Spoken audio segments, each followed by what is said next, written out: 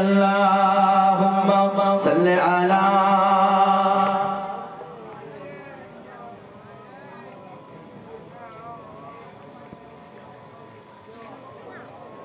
প্রিয় হাজিরিন, যে কথা বলছি,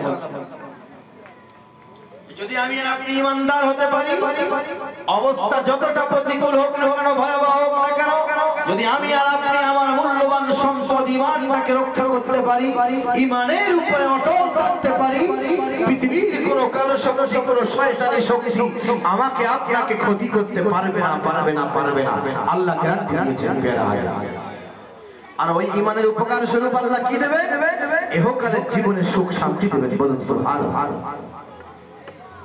কিন্তু আমাকে আপনাকে আজকে ভেবে দেখতে হবে, আমাকে আপনাকে সবথেকে বেশি গুরুত্ব দিতে হবে আমার আপনার ইমানের। কিন্তু বলা বাহুল্য, আমরা মুসলিম জাতি, আমার আপনার কাছে ইমানের থেকে অন্যান্য বিষয় যদি গুরুত্বপূর্ণ হয়ে দাঁড়ায় ভাই, তাহলে ইমানটাকে হেফাজত করা যাবে কি? প্যারা আল্লাহ পাকের নবী হযরতে সাইয়্যিদুনা মাওলানা মুহাম্মদুর রাসূলুল্লাহ সাল্লাল্লাহু আলাইহি ওয়াসাল্লাম একটা উদাহরণ। আল্লাহর হাবিব যখন হিজরত করে মদিনায় চলে যাচ্ছিলেন, গারে সূরে, তাই না, গারে সূরে হযরত সিদ্দিক আকবর রাদিয়াল্লাহু তাআলা আনহু, আল্লাহর হাবিবের বড় সাহাবা, আল্লাহর হাবিবের বড় খলিফা হযরত সাইয়্যিদনা সিদ্দিক আকবর রাদিয়াল্লাহু তাআলা আনহু নবীর হিজরতের সঙ্গী ছিলেন তো নাকি ভাই? এই ঘটনা শুনেছেন তো নাকি? হ্যাঁ, আল্লাহর হাবিব যখন হিজরত করে চলে যান, ওই হিজরতের রাস্তায় গারে সূরে গিয়ে আমার হাবিব, আমাদের সকলের প্রিয় নবী মুহাম্মদুর রাসূলুল্লাহ সাল্লাল্লাহু আলাইহি ওয়াসাল্লাম গারে সূরে গিয়ে আত্মগোপন করেছিল। মক্কার কাফেররা কি বলেছিল? মক্কার কাফেররা, মক্কার বেঈমানেরা, মক্কার শয়তানের ছেলেরা, মক্কার অত্যাচারীরা আল্লাহ পাকের হাবিবকে দুনিয়া থেকে সরিয়ে দেওয়ার জন্য রাত্রে বেলাতে আল্লাহর নবীর ঘরটাকে ঘেরাও করে ফেলেছিলেন, তাই না? মুহাম্মদ সাল্লাল্লাহু আলাইহি ওয়াসাল্লামকে মেরে দাও, দুনিয়া থেকে সরিয়ে দাও, এই ইসলামের বাতিটাকে নিভিয়ে দাও, তাওহীদের প্রচারক প্রসারককে দুনিয়া থেকে সরিয়ে দাও। এটাই তো করেছিল তো নাকি? আল্লাহর হাবিব তিনি আল্লাহ পাকের হুকুম মতো চলতেন। তো আল্লাহর হাবিব কি করলেন? হযরত আলী কাররামাল্লাহু ওয়াজহুহু, সাইয়্যিদনা আলীউল মুরতাদা রাদিয়াল্লাহু তাআলা আনহুকে নিজের বিছানায় শুইয়ে দিয়ে আল্লাহর হাবিব আমানতের যে জিনিসপত্রগুলো ছিল ওনার কাছে দিয়ে আল্লাহর হাবিব চলে গিয়েছিলেন, হিজরতে চলে গিয়েছিলেন, তাই তো নাকি? সকালে যখন দেখলো মক্কার কুফাররা, কুরাইশরা যখন দেখলো যে মুহাম্মদ সাল্লাল্লাহু আলাইহি ওয়াসাল্লাম নেই, তিনি চলে গেছে, সঙ্গে সঙ্গে একটা তৎকালীন একটা মিটিং করল। কি মিটিং? যে মুহাম্মদ সাল্লাল্লাহু আলাইহি ওয়াসাল্লামকে জীবিত অথবা মৃত যে অবস্থায় যে এনে দেবে তাকে এত পুরস্কার দেওয়া হবে। কেউ বললে 100 উট, কেউ 200 উট, বিভিন্ন পুরস্কার তারা ঘোষণা করলো। যে কোনো মূল্যে মুহাম্মদ সাল্লাল্লাহু আলাইহি ওয়াসাল্লামকে আমাদের হাতে এনে দিতে হবে, তাই তো নাকি? তাই তো নাকি? শুনেছেন তো আপনারা নাকি? কিন্তু উপলব্ধিটা হয়তো এইভাবে করিনি আমরা।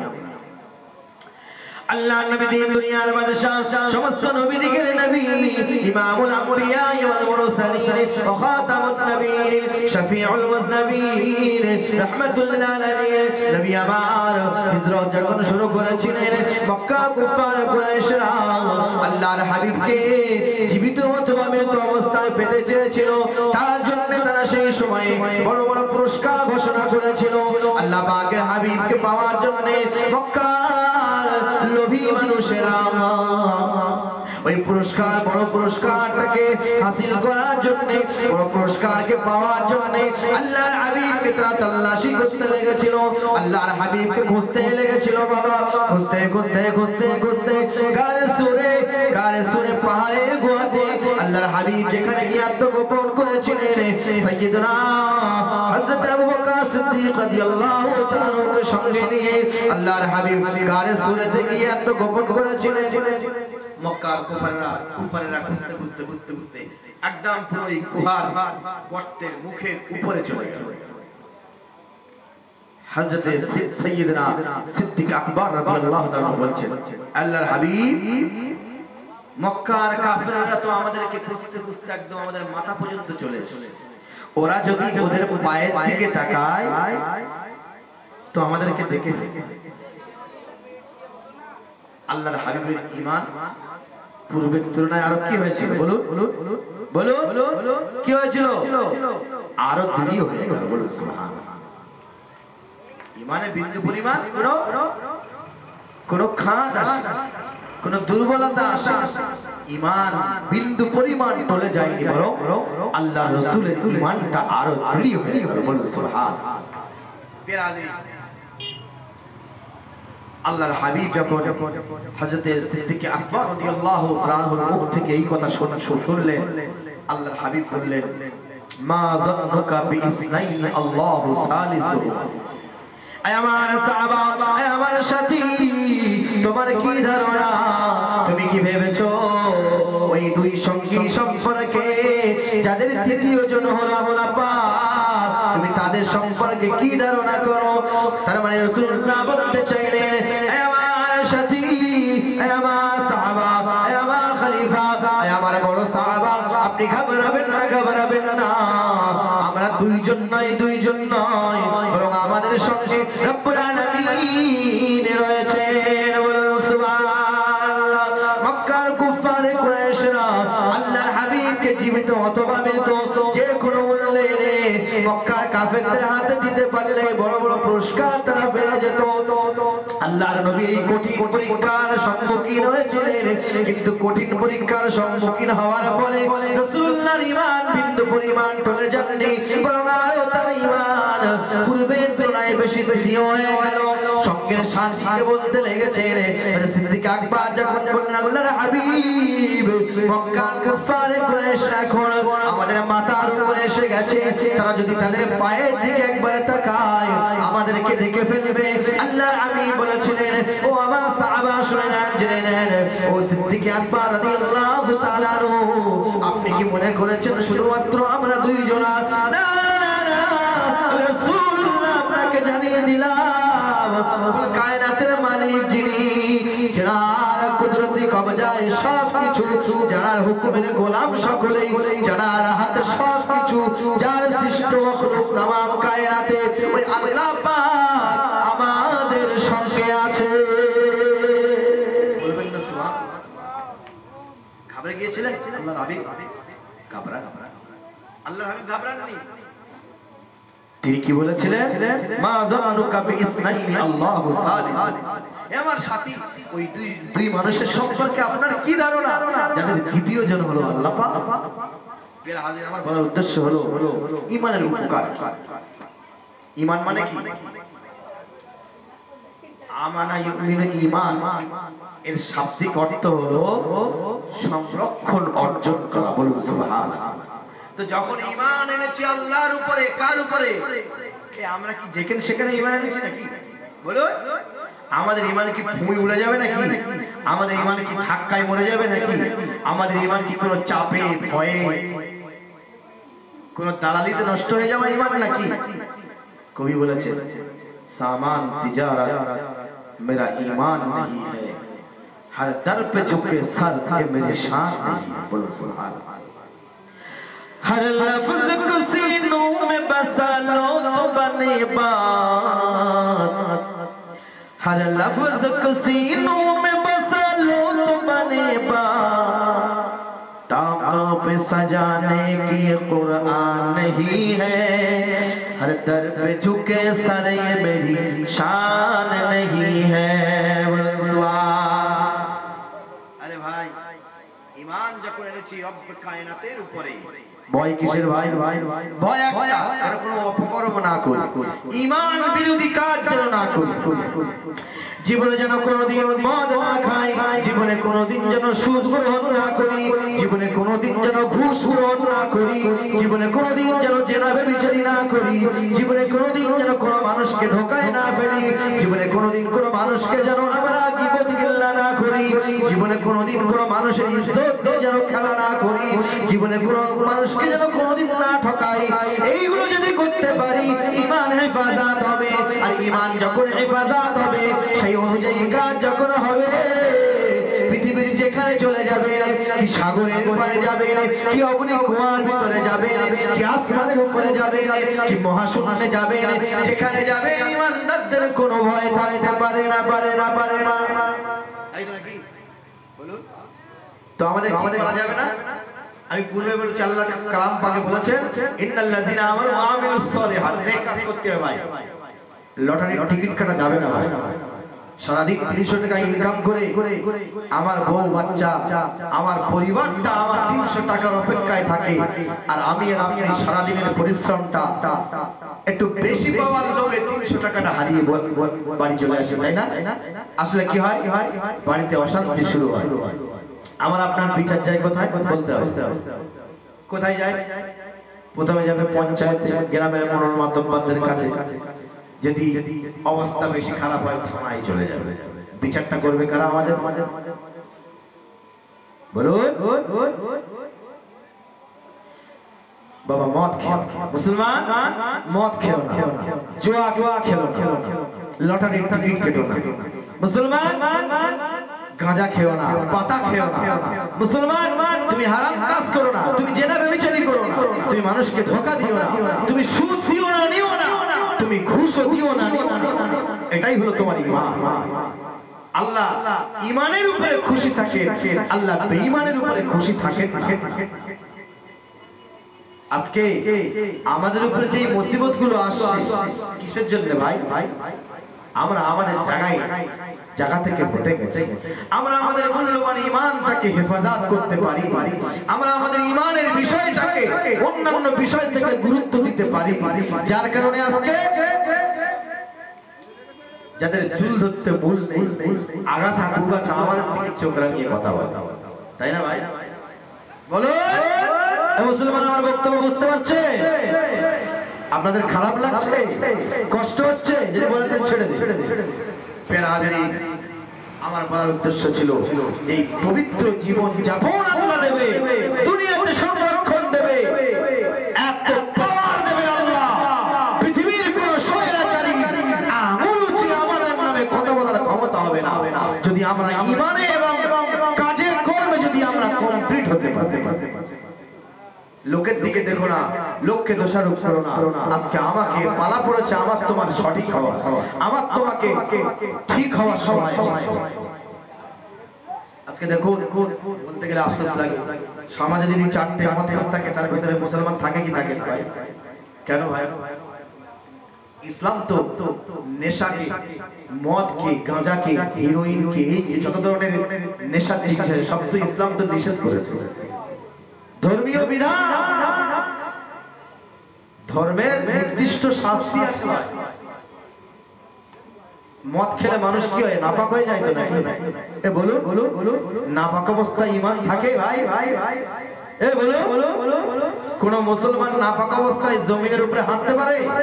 এ বলুন, মুসলমান সবসময় পবিত্র অবস্থায় থাকে তো নাকি?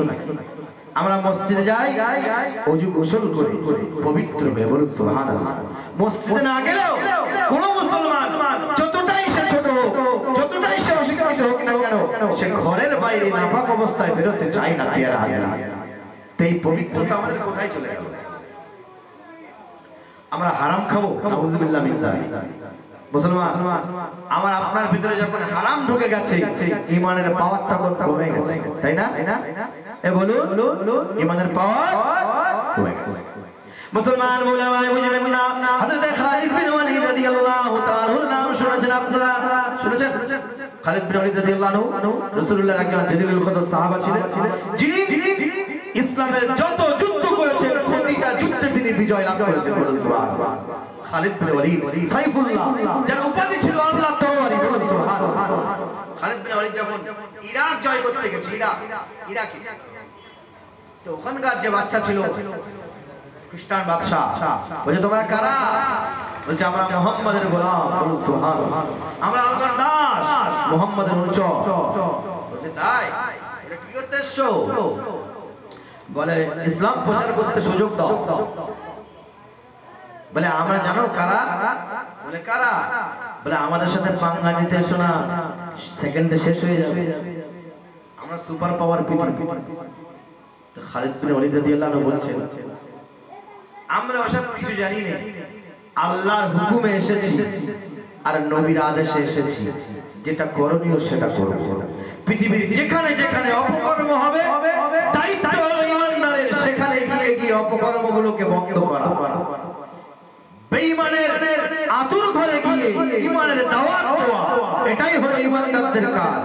অতএব ভাই ইসলাম প্রচার করতে যায়, আওয়াজ দাও, আর না তো এসো সামনে ময়দানে এসে। ওই সময় খ্রিস্টান ওই পাদ্রী আর পোপ যারা ছিল তাদের যে কমান্ডার ছিল খালিদ বিন ওয়ালিদকে বলল, দাঁড়াও, কোথায় গেল তোমরা? বলে আরবি। বলে ও তাই, ভিতরে গেলেন, একটা বিষের কোটো এনেছে। কি বিষের কোটো? বলছে জানো এটা কি? বলছে না। বলছে এটা হলো একটা বিষ, এটা এত খতরনাক বিষ, এই বিষ যদি কোনো মানুষের শরীরে স্পর্শ করে তো সে শেষ হয়ে যাবে। বাঙালি দেশ না, বাড়ি যাও, যদি বাঁচতে চাও বাড়ি যাও। আমি গল্প বলছি না মুসলমান, কিতাব থেকে বলছি, যদি দেখাতে চান দেখতে চান দেখাতে পারবো ইনশাআল্লাহ। ইমানদারের কোনোদিন ওইসব কাল্পনিক গল্প বলে না, ইমানদারের কাছে সময় কি এত হেলা ফেলা যে আমার সময় কাটছে, তাই কাল্পনিক গল্প শুনে কাল্পনিক ছায়া ছবি দেখে আমার সময় পাই করতে হবে। নাউযুবিল্লাহ। বলো ইমানদার সব সময় হকিকত দেখে, বলুন সুবহানাল্লাহ। বাস্তবতাটা ইমানদার দেখে, বলুন সুবহানাল্লাহ। ইমানদারের কাছে কোনো ওই নতুন কুদ্দন নাটকীয় আর ছায়া ছবি আর এই কি বলে এই সব তৈরি করা কাল্পনিক জিনিসের কোনো স্থান নাই। ইমানদার হকিকতের সঙ্গে জুড়ে থাকে, বলুন সুবহানাল্লাহ। ফের হাজির বলছিলাম, খালিদ বিন ওয়ালিদ বললেন কি ব্যাপার বলো? তা বলছে পালা এই বিষের কোটো, এর নাম হলো সামুসাতিন, সেকেন্ডের বিষ, একটুখানি গায়ে সংযোগ ঘটলে পিঁপড়ে মারা হয়ে যাবে, বাড়ি যাও। তুমি দাও তোমার বিষের কোটো, আর দেখে নাও যে মুহাম্মাদের গোলাম এসেছি, আল্লাহর দাস এসেছি, কুল কায়নাতের মালিক যিনি, রব্বে জুল জালালি ওয়াল ইকরাম যিনি, তার গোলাম এসেছি। আজকে শক্তিকে দেখে নাও, বাস্তবতাকে দেখে নাও, হকিকতকে দেখে নাও, আমরা কার গোলাম, কার শক্তিতে আমরা পরিপুষ্ট, একবার দেখে নাও। দাও বিষের কোটো। আমি গল্প বলছি না, বিষের কোটো দেওয়া হলো। আল্লাহ নবী সাহাবা হযরত খালিদ বিন ওয়ালিদ রাদিয়াল্লাহু তাআলা বাবা কিতাবের ভিতরে এসেছে, ইসলামিক ইতিহাসের ভিতরে এসেছে, হযরত খালিদ বিন ওয়ালিদ রাদিয়াল্লাহু তাআলা আনহু ওই বিষের কোটোটা ডালাটা খুলে বিসমিল্লাহিল্লাযী লা ইয়াদুররু মা ইসমিহি শাইউন ফিল আরদি ওয়ালা ফিস সামা ওয়া হুয়াস সামিউল আলীম, এই দোয়াটা পড়লে ডক করে বিষের কোটোর ডালাটা খুলে সবটুকুই পান করে ফেললেন। ওয়া দেখে অথবা ওরা দেখে কি অথবা ওরা মনে করছিল এই সবে তো গেছে পেটে, একটুখানি সময় পরেই খেলা শুরু হবে।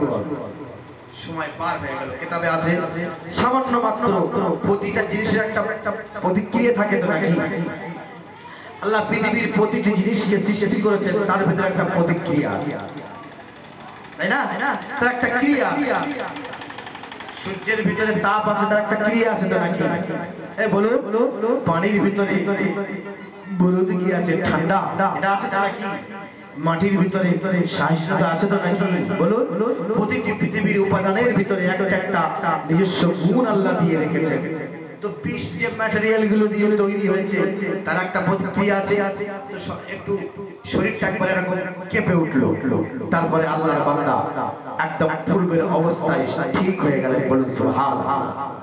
ও দেখে জয় আল্লাহ, এ কাদের সম্মুখীন হলাম রে ভাই, এ কাদের সম্মুখীন হলাম। আমি কি কিছু ছায়া ছবি দেখছি নাকি স্বপ্ন দেখছি? আমার সামনে হচ্ছে বাবা ভোলামায় বুঝবেন না, হাদিস শরীফের ভিতরে এসেছে কোন মুসলমান যদি সকাল সন্ধ্যা বিসমিল্লাহিল্লাযী লা ইয়াদুররু মা ইসমিহি শাইউন ফিল আরদি ওয়ালা ফিস সামা ওয়া হুয়াস সামিউল আলিম। এই দোয়াটা সকাল সন্ধ্যা আমল রাখে, সারা দিনের সমস্ত মুসিবত থেকে আল্লাহ তাকে নাজাত দেবেন, সারা রাতের সমস্ত মুসিবত থেকে আল্লাহ তাকে নাজাত দেবেন। বাবা এই দোয়াটা পড়ার পরে আল্লাহ নবী সাহাবা হযরত খালিদ বিন ওয়ালিদ রাদিয়াল্লাহু তাআলা আনহু দোয়াটা পড়ে বিষ্ঠা পান করে নিলেন। আল্লাহ নবী সাহাবার গায়ে একটি পশম ক্ষতি হলো না। বলুন সুবহানাল্লাহ। আসলে শক্তিটা কি খালিদ বিন ওয়ালিদের না, ওই যে আল্লাহর নামটা নেওয়া হয়েছে, ওই আল্লাহর নামের শক্তি এটা। বলুন সুবহানাল্লাহ। আল্লাহর কুদরতের কারিশমা হলো এই মুসলমান। অতএব মুসলমান আপনার কাছে সকলের কাছে আমার এতটুকুই বক্তব্য, ও দুনিয়ার মুসলমান মা বোনেরা, আব্বাজান ভাইজানেরা, আজকে দুনিয়ার বুকে শান্তি আর সুখ খোঁজার জন্য কত বেঈমানের পথ আমরা অবলম্বন করেছি, কত নাপাক পথ, কত জঘন্য পথ, কত নাজায়েজ পথ আমরা অবলম্বন করি দুনিয়ার জীবনে সুখ শান্তি অর্জন করার জন্য। মনে রাখবেন ইসলাম ছাড়া, ঈমান ছাড়া, নেক আমল ছাড়া শুধু মুসলমান নয়, পৃথিবীর কোন মানুষ ঈমান ছাড়া, নেক কাজ ছাড়া এহকালে কোনোদিন শান্তিতে থাকতে পারে না। বেঈমান যত বড় হোক না কেন, সে কিন্তু ভিতরে জানে আমি বেঈমান, আমি 2 নম্বর। আর ঈমানদার যত ছোট হোক না কেন, সে কিন্তু জানে আমি ঈমানদার। তাই না? বলুন, ঈমানের শক্তি জাতি, বর্ণ, ধর্ম নির্বিশেষে সকল শ্রেণীর মানুষের কাছে ঈমানের শক্তি প্রমাণিত। বলুন সুবহানাল্লাহ। তো আমরা মুসলমান, আমরা কিসে বিশ্বাসী? ঈমান।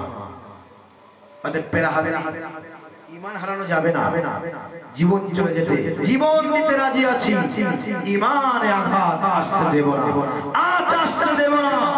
আমার ঈমান আমার আল্লাহ, আমার ঈমান আমার নবী, আমার ঈমান আমার মসজিদ মাদ্রাসা, আমার ঈমান আমার খানকা, আমার ঈমান আমার বাপ-দাদার দেওয়া জায়গা সম্পত্তি, এই সকলগুলো রক্ষা করার দায়িত্ব হলো আমরা মুসলমানের সন্তান।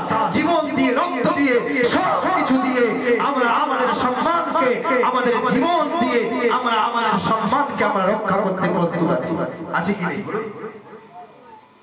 বলুন। কিন্তু এই কাজটা সম্ভব হবে না যদি মুখে মুখে বড় বাদলিং দেয় আবার মদ খাই, হবে না। যদি সুদে টাকা লেনদেন করি, হবে না। যদি জেনা ব্যভিচারিতে জড়িয়ে থাকি, হবে না। যদি ঘুষ দেওয়ার মতো এই বদভ্যাস আমার আপনার থাকে, হবে না। আমার আপনার দ্বারা পৃথিবীর মখলুক শান্তিতে থাকতে পারে না। আরে ভাই, যারা নিজেরা ঘোর মাতালদের দ্বারা, তাদের তৈরি করা থিওরির দ্বারা পৃথিবীর মানুষ শান্তিতে থাকতে পারে? বলো, আত্মসাৎ করা লোকদের থিওরি, তাদের কারণ দিয়ে তামাম পৃথিবীর মানুষ শান্তিতে থাকতে পারে?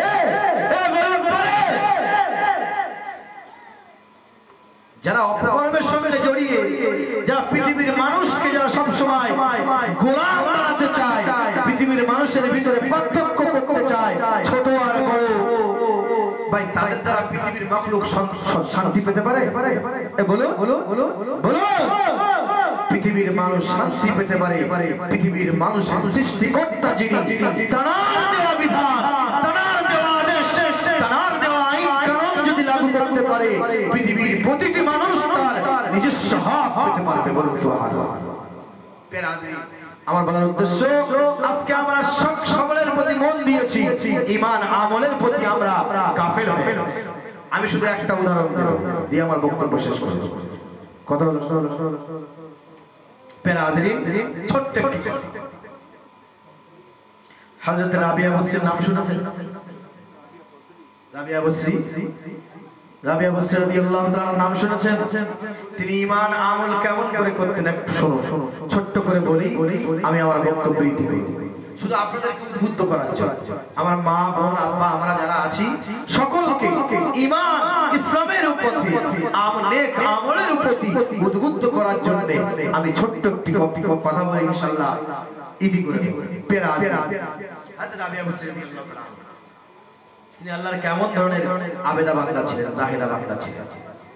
ওনার এক পরিচিত মা কোন একটা কাজের জন্য হযরত রাবিয়া বসরি রাদিয়াল্লাহু তাআলার কাছে গেলেন। গিয়ে দেখলেন ওই জোহরের নামাজ পড়ছে। কি করছে? জোহরের নামাজ পড়ছে। আল্লাহর বান্দা অপেক্ষা করলেন হযরত রাবিয়া যখন জোহরের নামাজটা আদায় করে নেবে, আমি আমার প্রয়োজনের কথাটা তখন বলবো। বাবা অপেক্ষা করার পরে বাবা জোহরের নামাজ যখন তিনি লম্বা সময় ধরে জোহরের নামাজ আদায় করার পরে তিনি যখন জোহরের নামাজ আদায় করতে বিলম্ব করছেন, লম্বা করছেন, ওই আল্লাহর বান্দী বললেন আমি একটু আমার কাজ মিটিয়ে আসি, পরে আসবো। বাবা আসরের সময় আসলেন, আসরের সময় এসে দেখে আসরের নামাজ তিনি পড়ছেন। আসরের নামাজ পড়ার পরে হযরত রাবিয়া বসরি জিকির আজকার মশগুল হয়ে গেছেন। ওই মা মনে করলেন একটু পরে আসি, এখন রাবিয়া নিজের আমলে ব্যস্ত আছে, এখন ডিস্টার্ব করা ঠিক নয়। মাগরিবের সময় পরে আসলেন, মাগরিবের পরে আওয়ামীর নামাজ পড়তে লেগেছেন। তিনি আবার চলে গেলেন, এশার সময় আসলেন, এশার নামাজ পড়তে লেগেছেন। মনে করলেন এশার নামাজটা পড়া হয়ে গেলে আমি আমার প্রয়োজনের কথাটা বলবো। বাবা এশার নামাজ পড়ার পরে হযরত রাবিয়া বসরি রাদিয়াল্লাহু তাআলা নফল নামাজের নিয়ত করে লম্বা নামাজের কিরাত করলেন। বাবা সময় আর পেলেন না, উনি মনে করলেন রাতের বেলাতে গিয়ে ঘুমিয়ে পড়ি, রাতের বেলাতে গিয়ে ঘুমিয়ে পড়ি, রাতের বেলা ঘুমটা হয়ে গেলে আগামীকাল সকালবেলা ফজরের নামাজের পরে আমার প্রয়োজনের কথাটা তার সাথে বলা যাবে। সকালে এসে দেখলেন তিনি ফজরের নামাজ পড়ছেন। অপেক্ষা করলেন, অপেক্ষা করার পরে তিনি একটু শুয়ে গেলেন। রাবিয়া বসরি শুয়ে গেলেন। ইশরাকের নামাজ পড়ার পরে একটু বিশ্রামে চলে গেলেন। এই মা অপেক্ষা করে করে সারা দিন রাত অপেক্ষা করে করে দেখলেন রাবিয়া বসরি শুয়ে যাওয়ার পরে উনি বলছেন আমি তো কাল থেকে সময় পাচ্ছি না, তো না ডাকলে তো আমার প্রয়োজনকে বলতে পারবো। তো উনি ডাকলেন, হযরত রাবিয়া বসরি রাদিয়াল্লাহু তাআলা থামা ঠেলে উঠে কি বলছে জানেন? আল্লাহুম্মা ইন্নী আউযু বিকা মিন ইলমিন আইন লা তাশবা। আল্লাহ আমি আপনার কাছে পানা চাই আমার চোখ থেকে যে চোখ ঘুমিয়েও তৃপ্ত হয় না। তার মানে হলো এই সারা রাত ঘুমাননি, সারা রাত ঈমান আমলে সাথ দিয়েছেন, ইবাদত বন্দেগী করেছেন, সকালে একটুখানি তন্দা একটুখানি বিশ্রামে গেছে, আবার নামাজ কালাম পড়ার জন্য রাত্রে জাগরণের জন্য। কিন্তু হঠাৎ করে এক মা গিয়ে জাগালেন, আর মনের ভিতরে কি আবেগ দেখুন, বলছে আল্লাহ একটুখানি ঘুমিয়ে পড়েছি, এমন চোখ আমার, আমি এমন চোখে সন্তুষ্ট নয় যে চোখ ঘুমানোর পরে তৃপ্তি লাভ করে। তার মানে সারা রাত তো ঘুমাননি, একটুখানি ঘুমিয়েছে, ইবাদত কামাই করে, তো সে সময়টা মনের ভিতরে আফসোস কান্নাকাটি করছে। আজকে আমরা মুসলমান, কোথায় আমার ঈমান, কোথায় আমার আমল, কোথায় আমার নামাজ কালাম, কোথায় আমার ইবাদত বন্দেগী, কোথায়? আমি আর আপনি উদ্দেশ্য হারা হয়ে জীবন যাপন করছি। অতএব ভুল আমায় বুঝবেন না। আল্লাহ ওয়াদা করেছেন, গ্যারান্টি দিয়েছেন, মুসলমান সুখ কোথাও নেই আল্লাহর হাতে ছাড়া। আল্লাহই চাইলে তিনি সুখ শান্তি দিতে পারেন। এবং ইতিহাস আছে বলার আমার সময় নেই, অবকাশ নেই, শুধুমাত্র ঈমান আনুন, ঈমানের উপরে অটল থাকুন, ঈমানের চাহিদা অনুযায়ী নেক কাজ করুন, আল্লাহ আমার আপনাকে সুখী করতে পারে কি পারে না? এ ভাই পারে কি পারে না? ইহকালেও সুখ দেবে, শুধু ইহকালে না, পরকালেও আল্লাহ সুখ দেবে। বলুন আল্লাহুম্মা আমিন। আল্লাহ পাক আমাদের সকলকে বলার থেকে শোনার থেকে বেশি বেশি আমল করার তৌফিক দেন। সকলে বলুন আমিন। ওয়া আখিরু দাওয়ানা আলহামদুলিল্লাহি রাব্বিল আলামিন। একটু মুহাম্মাদুর রাসূলুল্লাহ, আল্লাহুম্মা সাল্লি আলা।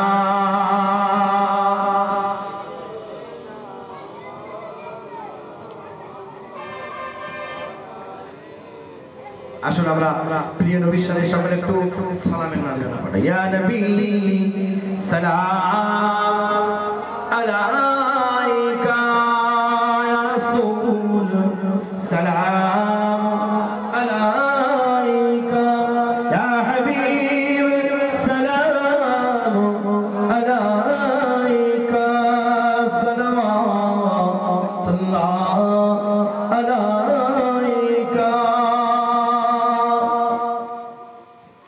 أنت شمس أنت بدر أنت نور فوق نوري أنت إكسير وغالي أنت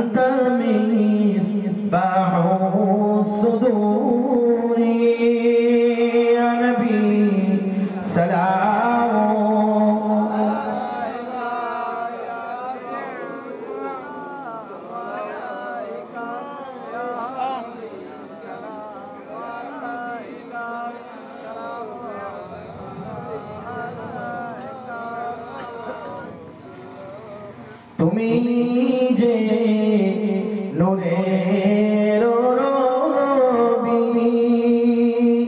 মানবের ধ্যানের ছবি তুমি না এলে এ দুনিয়ায় আধারে ডুবি তো সবই নবী সালাম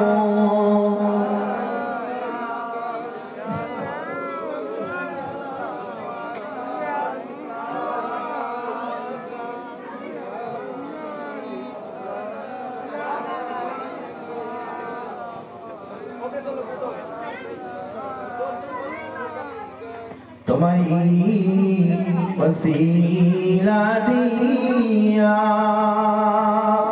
कादीने आदम वहीरो माबूदेर दया कबूल करिलेन दुआ या नबी सलाम अलैका या रसूल सलाम अलैका या हबीब सलाम अलैका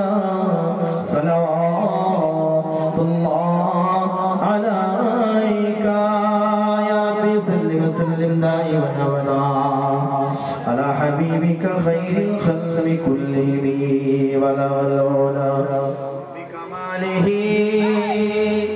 कशफ तुजा बिजमालिही हसनत जमीअ खिसालिही सल्लू अलैहि व आलिहि दरूद अल्लाहुम्मा सल्लि अला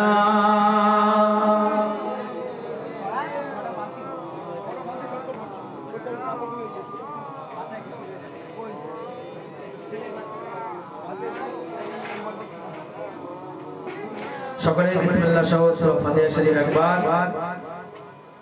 তিনবার কুরআন শরীফ পাঁচবার দুরূদ শরীফ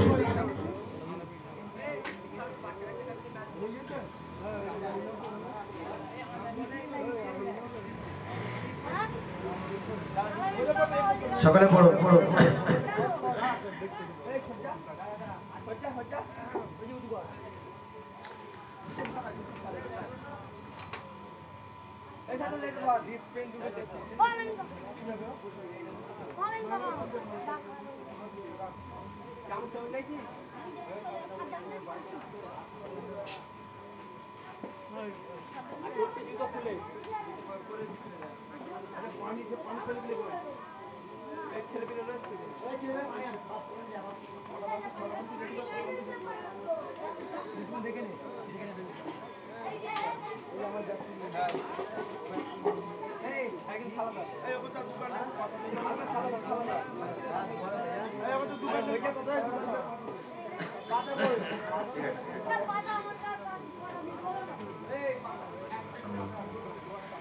दुरूद शरीफ अल्लाहुम्मा सल्लि अला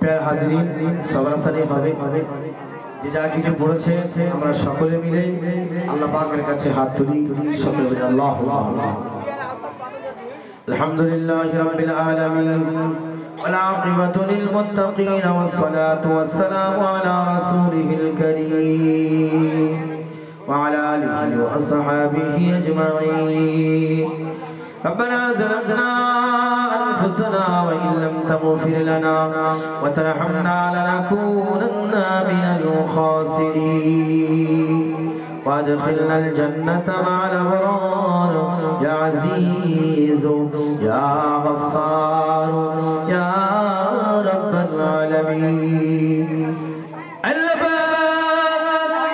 तमाम विश्व प्रतिपालन